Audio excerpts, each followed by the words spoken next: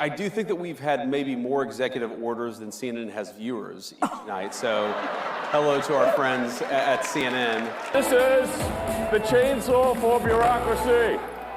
Chainsaw! Donald Trump has only been the president for about a month now, and we are seeing so many meltdowns from CNN, MSNBC, some coming out of Fox News. So in this video, we will be going over all of the best meltdowns and some of your most favorite meltdowns as well. So before we start this video, please, please, please like the video. It helps out so much, and it's the best way you can support this channel. Let us begin. We do find it sort of rather odd that there are quite a few people in the bureaucracy who have ostensibly a salary of a few $100,000, but somehow manage to accrue tens of millions of dollars in net worth while they are in that position, which is, what happened at USAID. We're just curious as to where it came from. And it doesn't meet the foreign policy aims of this administration or our national interests. Do we shut the entire thing down? And I don't think anybody has a problem. Truthfully, Bakari, I don't think many Americans would have a problem with saying, okay, we have money, lots of money going out the door.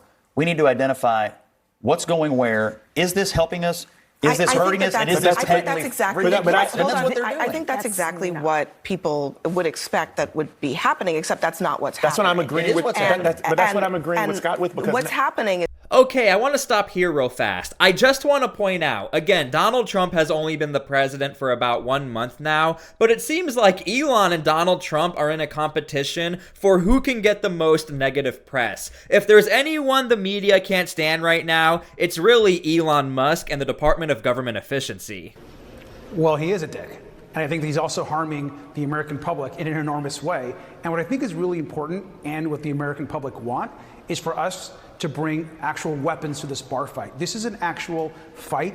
You know we always bring receipts and evidence on this channel, using the D word to describe Elon Musk and saying some other very questionable things live on television. I will leave it at that. You can leave your comments down below how you feel about all of this. Fat like a chicken. All of these agencies are like big fat chickens dripping over barbecues of fat. This is the best barbecue I've ever seen, but I don't think it's happening fast enough. They're not cutting enough. Keep slashing, keep hacking while you have a 24-month mandate before the midterms. The definition of it is he's not been on the front end of this so far. He's not been transparent. I mean, there may be... They are making routine announcements about the things they are finding, and they are inviting questions about the things they are finding every single day. But by definition, he's not being transparent. They're not providing data for the things that they say they have found evidence of. To this day, I'm actually very shocked that CNN allows for Kevin O'Leary from Shark Tank, Scott Jennings, senior analyst, say whatever they want to say. Whether they call all of these agencies fat chickens, or Scott Jennings nearly every single night is just slam dunking on people. However, this next guest is a fan favorite. You guys love him, and you guys love this clip. Where the money is going to. No, you haven't. All y'all do is run down Elon Musk and Donald Trump, and you continuously do this, and that's why your ratings are in the tank, ma'am. All right, Congressman Tim Burchett, we're going to leave it there. I do appreciate your time coming on. After they were fired, they realized, oh, we made a mistake. We need these staffers who oversee nuclear weapons. You're upset about you're attacking the message carrier, not the results. You talk about nuclear secrets. You had a person who was in charge of nuclear secrets, a man who dressed up as a woman, would go into the airport and steal women's luggage, was overseeing those nuclear secrets under the Biden administration, and I never heard y'all say a peep about that. Again, man, I don't know anything about that. I'll be transparent. I'm going to be very honest with you. I thought this clip or news story was completely fake, and I went ahead and looked it up, and it's completely true. You can go ahead and do your own research and look into the story. Let us continue. And what they're doing by, the salute and the chainsaws, they want us talking about stuff that at the end of the day doesn't matter. We won't even remember in a week. Here's what's not going to be forgotten. There are veterans right now in the United States that are having a hard time seeing a doctor because there's been so much chaos in our government. There are nurses. There are people who are trying to keep our water safe. You don't cut it with a chainsaw, and you cut fat. These people are cutting fat, muscle, bone. Look, if we are going to be honest with ourselves, a lot of Republicans and conservatives are not quite on board with all of the antics and theatrics with Elon Musk and some of the things Donald Trump has to say. Here's one example that happened very recently. A lot of conservatives were a little iffy about the statements Donald Trump said. A dictator without elections. Zelensky better move fast or he's not going to have a country left. Got to move fast because that war is going in the wrong direction. In the meantime, we're successfully negotiating an end to the war with Russia, something I'll admit that only Trump is going to be able to do in the Trump administration. We're going to be able to do it.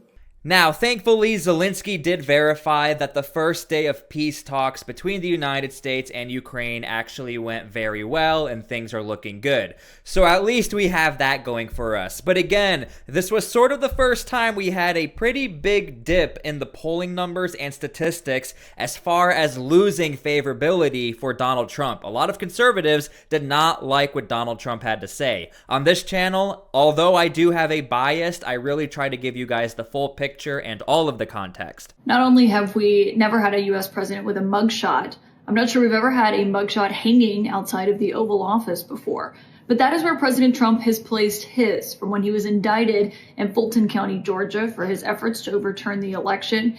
We learned a few days ago he has a framed cover of the New York Post with his mugshot just outside the Oval Office in what is known as the Outer Oval. Now, you guys absolutely love this clip, but there was one comment that really stood out and it made me laugh so hard, but here's food for thought. Yes, Donald Trump does have his mugshot in the White House, but what about all of the American fathers who founded this country? Are they not also technically mugshots of their portraits on the wall since they are technically traitors to England and they tried to, you know, the whole revolution and all of that? I'll let you guys leave your comments down below what you feel about that situation. Voters, we are not the party of common sense, which is what the message that voters sent to us. For a number of reasons. We don't know how to speak to voters. When we address Latino, and language has meaning. When we address Latino voters as Latinx, for instance, because that's the politically correct thing to do. It makes them think that we don't even live on the same planet as they do. Trump did very well with young people relative to what he normally does. There's something going on here. Now, another common theme we are seeing is that the Democratic Party, they are losing the male vote. They are losing that masculine sense of what a voter wants. Now, because of this, you have some Democrats admitting it and saying we have to fix it, but then you have other Democrats blaming people like Joe Rogan. I mean, this was why, you know, Joe Rogan was so influential in this campaign. Joe Rogan has an audience mostly of young men. There was this whole big drama about whether Kamala Harris was going to give an interview to him, wound up not doing it. I think is probably a mistake, although it probably didn't affect the outcome of the election. But I mean, I think, you know, what that guy said was pretty dumb, but it is not it is not true. It is true that Democrats have a problem, especially with young men. Now, if you ask me, it might be a very bad idea to go after Joe Rogan and insult him, but also try to put the blame all on Joe Rogan as to why Kamala Harris may have lost. Now, I know he said it probably didn't, you know, sway the outcome of the election if Kamala Harris went on his podcast, but what we have nowadays is transparency. And Joe Rogan made it very transparent. He wanted to have Kamala Harris on his podcast. There were conversations, but they made it way too complicated. And Joe Rogan made that all very public. I would actually, you know what? I'd just like you to show that you give a damn. That you got a little emotion about the fact that people are losing their jobs indiscriminately.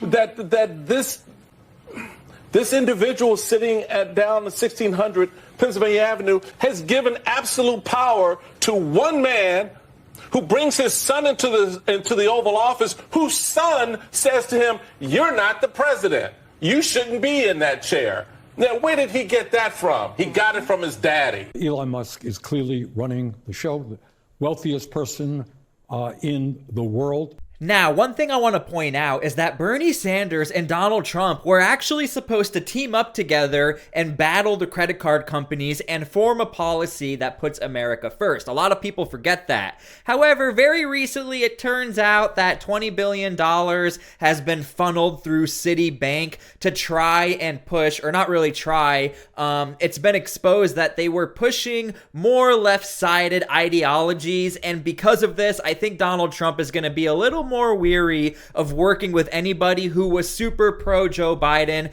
as far as this particular scandal and working within the credit card industry. And look, Citibank is just the tip of the iceberg. We are going to see a lot more being uncovered with other financial institutes also belonging under the Wall Street umbrella. So pay attention to this because I'm sure a lot of this is going to get exposed very soon. My outrage is about who they're hurting.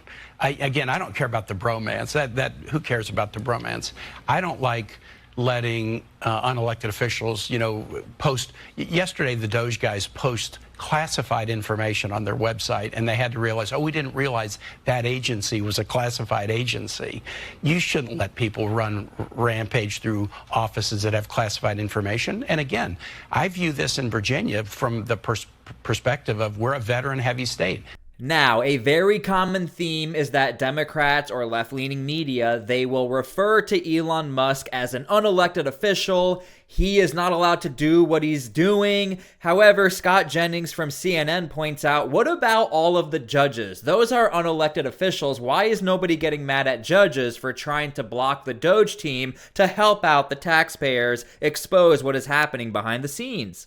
That's been the case for decades, hundreds of years. Well, I think there's a difference between saying whether you're complying with the law and then you have these individual district court judges setting effectively broad federal policy that is specifically reserved for the President of the United States. I think we do have a constitutional crisis, and it's being caused by these judges. They're not here to tell us. They're not here to tell us how to spend the money. They're not here to set broad federal policy. That is the president's job as elected by the people. These judges are supposed to be settling discrete, specific matters, not policy setting. I think Vance is right. I think Trump has a point.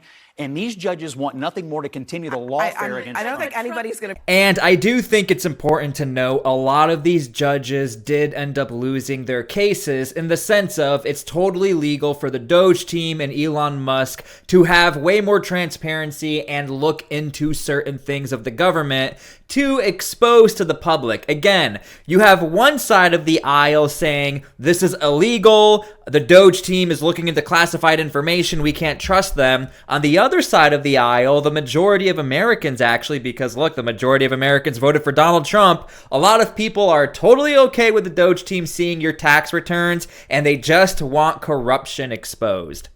But let me just understand where you stand.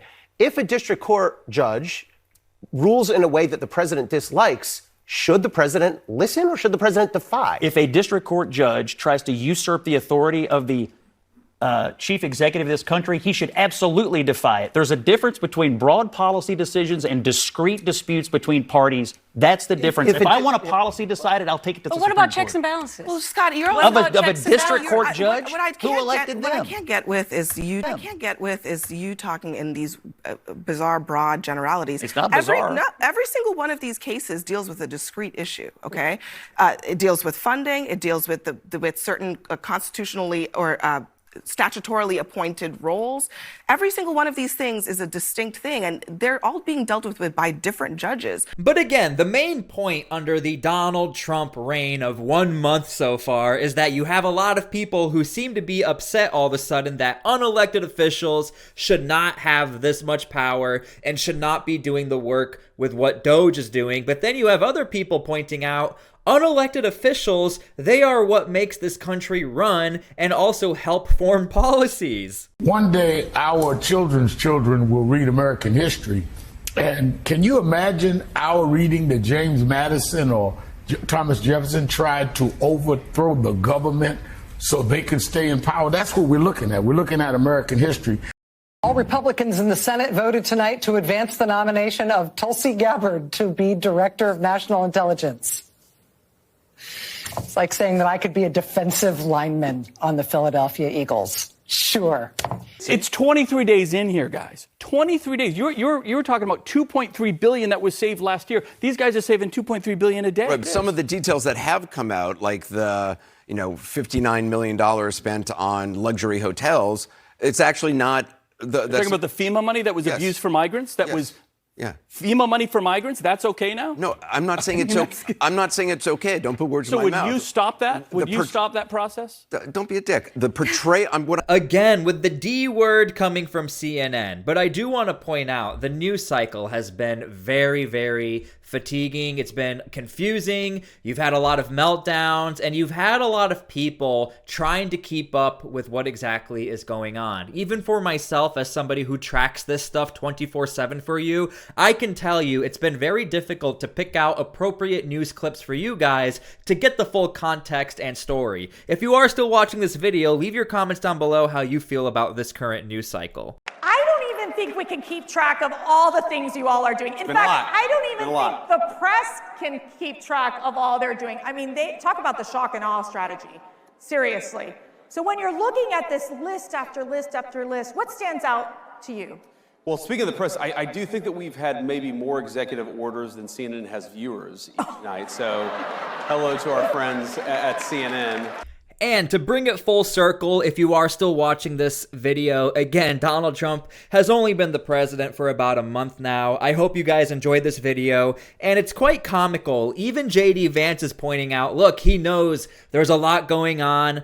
He did throw a little bit of a dig towards CNN. There's still some animosity between CNN and Donald Trump in that whole campaign. So anyway, thank you guys for watching. We have a lot more work to do. I could not do this without you guys. So thank you so much. We'll see you guys later.